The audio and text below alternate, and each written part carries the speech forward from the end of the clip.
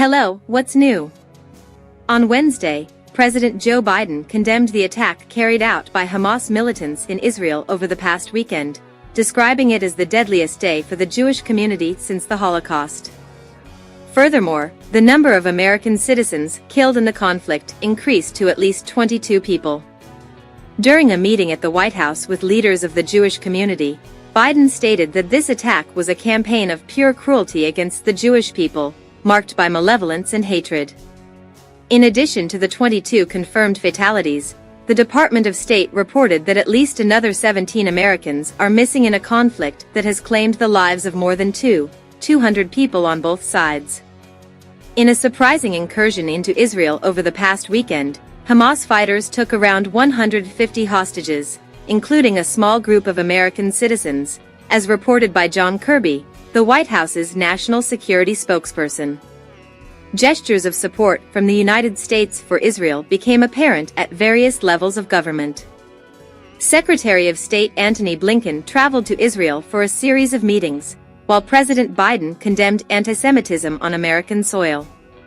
Furthermore, Washington has ordered the deployment of a second aircraft carrier in the Mediterranean as part of efforts to prevent the conflict from escalating into a more dangerous regional situation.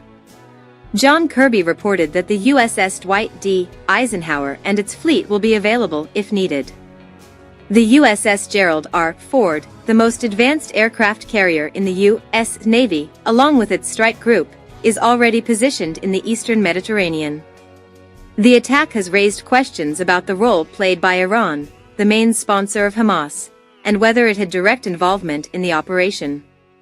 However, the United States has gathered information suggesting that Hamas's offensive caught senior Iranian government officials off guard, as revealed by a U.S. official who preferred to remain anonymous due to a lack of authorization to discuss this matter publicly. This intelligence insight has led White House officials to publicly state that they do not yet possess conclusive evidence of Iran's direct involvement in the planning or execution of the Hamas attack. White House spokesperson John Kirby stated, "We have no evidence to support the notion that Iran specifically funded this series of attacks or participated in the necessary training of these terrorists." However, he added that the United States will continue to assess the intelligence information with the hope of shedding light on a different conclusion. In Israel, Prime Minister Benjamin Netanyahu has joined forces with one of his major political rivals to form a war cabinet, demonstrating a level of unity as the government faces public pressure to oust Hamas from power. Israel has continued its intense airstrikes on Gaza, and a potential ground offensive is believed to result in a high number of casualties on both sides of the conflict. Following the suspension of numerous airline flights to and from Israel due to the ongoing barrage of rockets and missiles, Kirby stated that the United States is considering various options to provide support to American citizens who wish to leave the country, including the possibility of a government-backed evacuation. Furthermore, Kirby mentioned that the government is in negotiations with Israel and Egypt to establish a safe corridor for civilians in Gaza, emphasizing that these individuals are also victims and underscoring that they did not request Hamas to carry out these actions.